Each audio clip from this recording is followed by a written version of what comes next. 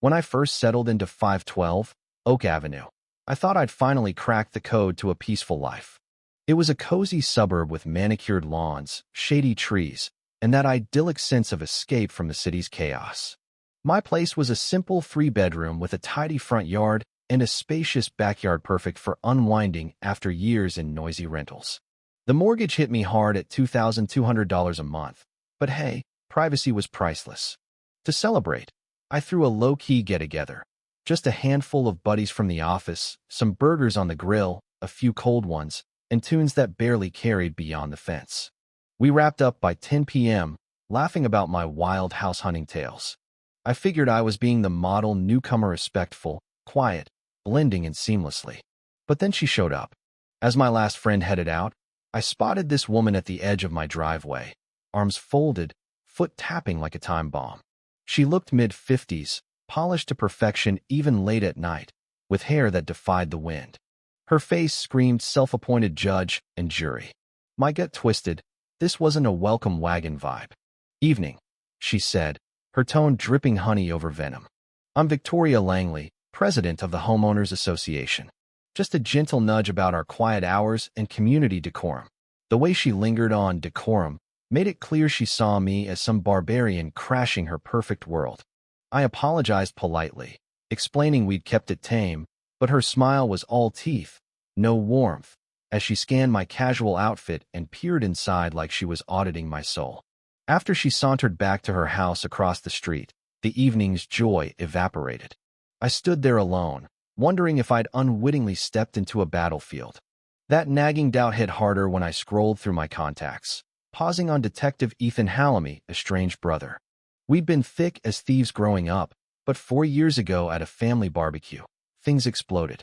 He called my switch from business school to graphic design flaky and accused me of dodging real responsibilities behind a screen. I shot back that he was a controlling know-it-all, and we hadn't spoken since. Pride kept me from dialing him now. After all, what did a detective know about nosy neighbors?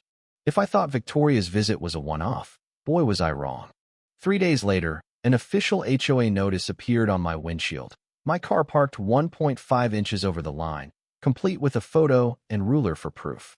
A $75 fine loomed, if uncorrected. The next day, my blue towel on the clothesline clashed with the neighborhood pallet. Then came the lawn critique, grass 0.5 inches too tall in one corner, measured and documented like a crime scene. Garlic scents from my stir-fry. Offensive odors disrupting harmony. My mailbox shifted 2 inches right.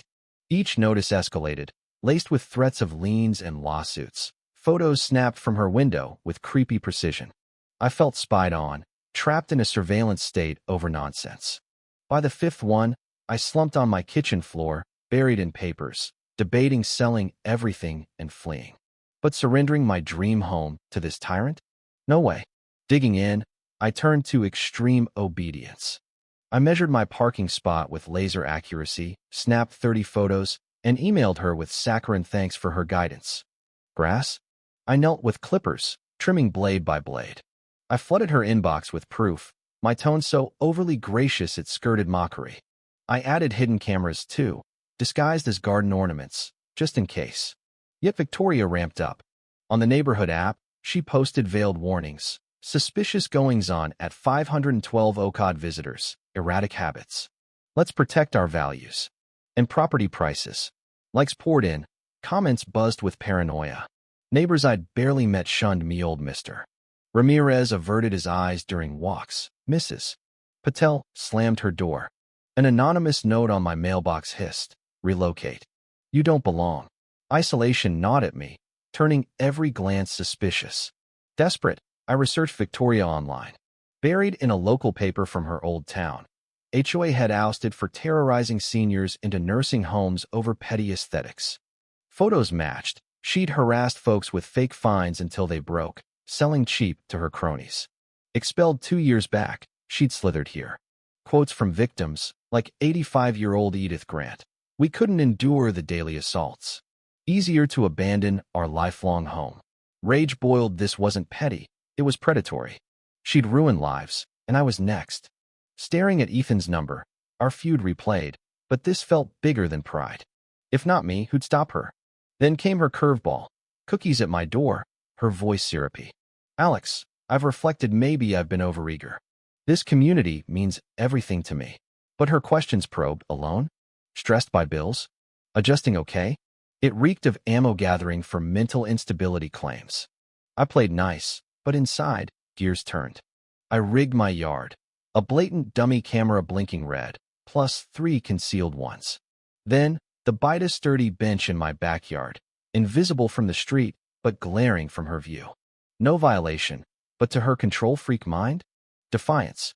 I scattered fake journal scraps about mortgage woes cracking my sanity, tempting her snoopery. It worked explosively.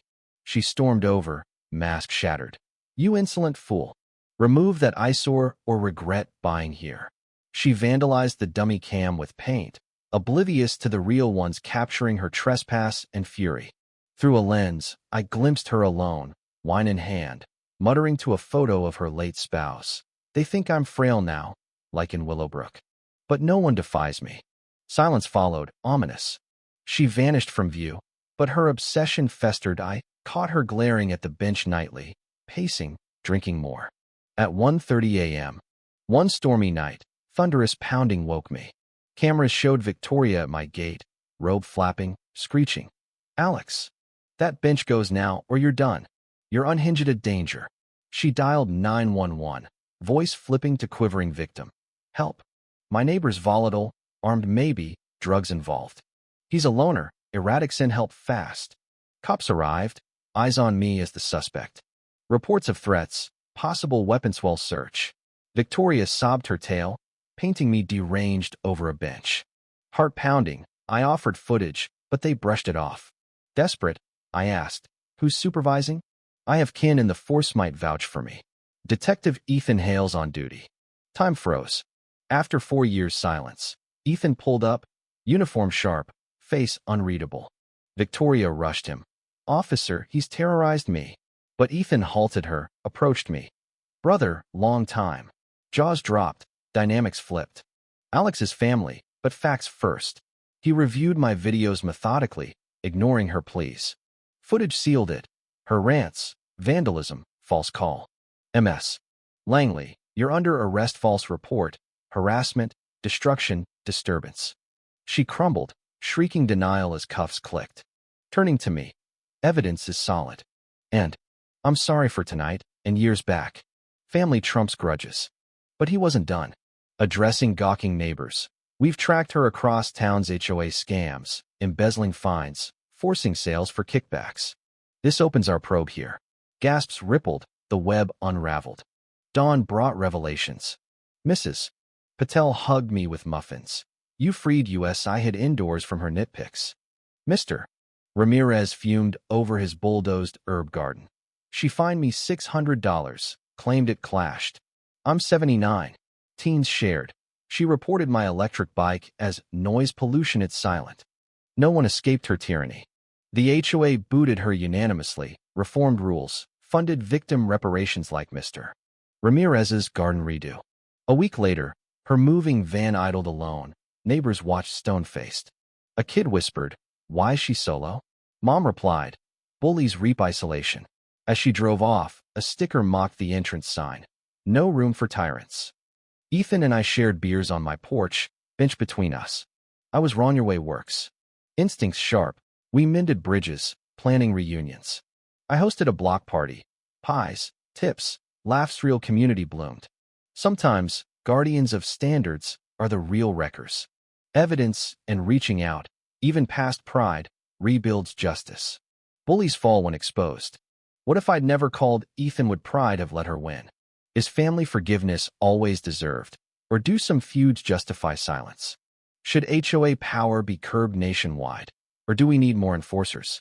Drop your hot takes below, smash like if this gripped you, and subscribe for more wild tales.